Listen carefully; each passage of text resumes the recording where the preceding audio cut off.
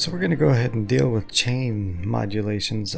Chains are usually a repeat of almost the same exact thing in a different on a different pitch or chord sequence or different key, whatever, however you want to define it. It's a continuous modulation using almost the same exact harmonic and melodic material. Unfortunately, it's really hard to teach these kind of things because you require timing and melodic content and whatnot, and so you could basically just kind of show people chains. And so let's go ahead and start here. We'll use the circle of fifths, and I had to pull that screen up. We'll just do something like this: 1 6, new 1, new 6, new 1, new 6, new 1, new 6, new 1, 6, 1, 6. And the problem with chains is you don't want to keep them going on forever and ever, because you probably bore your listener eventually. So you want to break them up sometimes, and especially if you're composing. I have never heard an extremely long chain that just goes on forever without somebody breaking it. And so let's do something with that chain.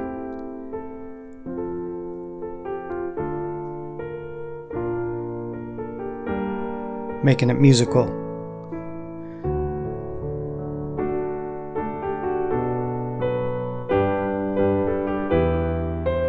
And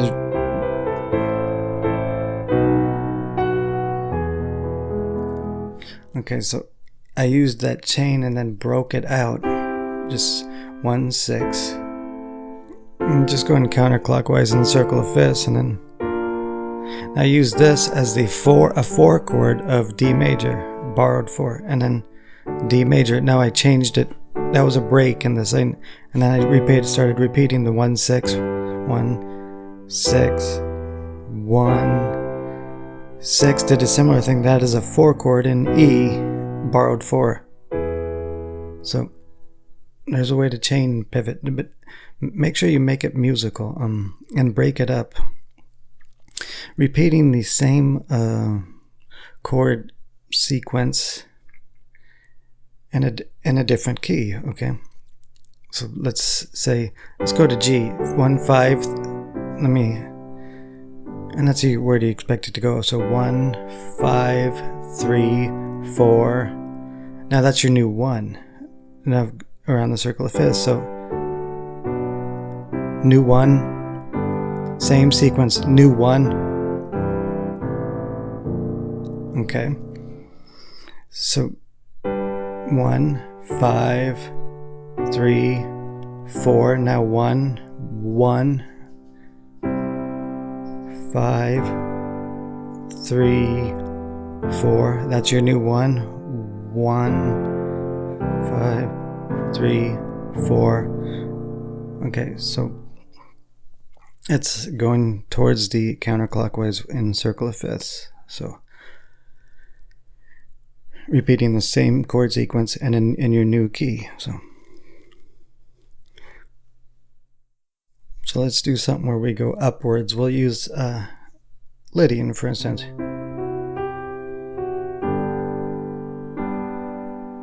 Do something like this. I'm going to play a really simple version.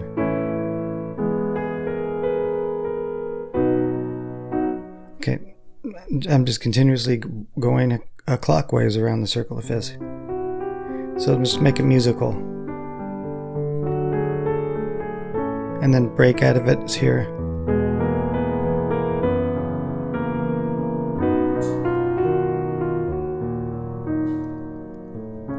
Okay, now I'm doing something a little different here. I didn't plan.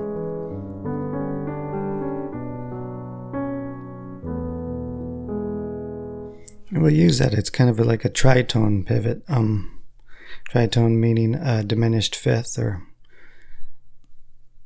so. I'm just kind of handing out ideas now.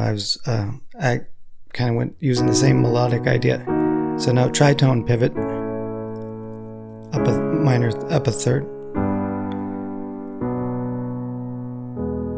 and I use the same harmonic material.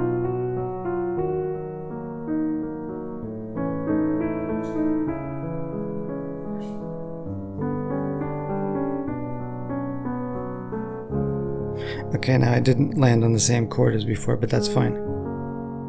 So basically using the same melodic material, pivoting by a tritone, and the same sequence. And I should take the circle of fifths out of there. I was just pivoting on a tritone using that effect. So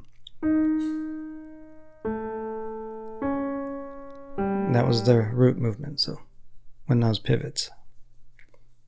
So another thing we could use a chord within a mode or something that's common to a different key. So if I use B major, which we'll use, and an F sharp, that's also common to D major, which we could treat as our new 1 as in Mixolydian, and repeat the same sequence. So we'll use Mixolydian and do something like,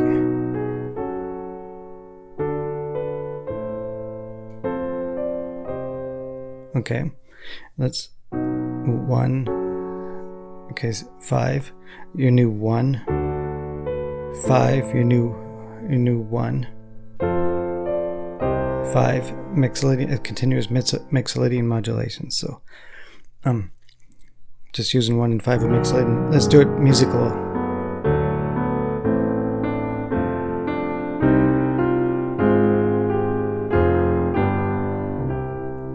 So, and then I broke out of it. So yeah, using these, and now this is where you really have to know the inside and out, all major minor modes and major minor scales and whatnot, because you know how you can pivot really easy, what's going to be common, like the B major to F sharp minor. Well, if I treat that as my 1, I know that's the 6th chord is D major, and then treat that as the new 1, that's our new Mixolydian 1. So, and then the A minor is the 5 of Mixolydian, that's our new 1, and then the 6th chord of A minor is F. So it's, you really start digging into these. I don't really think much about it anymore, and that's why I was had to sit there and had a few voice stumbles, because I was like, wait a minute, what's going on? And I'm just so used to pivoting off of common chords without thinking now. So, and you can get to that point when it comes to writing, or you know, just improvising even on keyboard. And I'm not a keyboard player, so I'm a guitar player, but keyboard's a great learning tool. Actually, now that I think about that, you should probably learn a lot of your music theory on the keyboard as well as notation, because it gets you away from the keyboard's so symmetrical, and so it's a great learning tool in that way.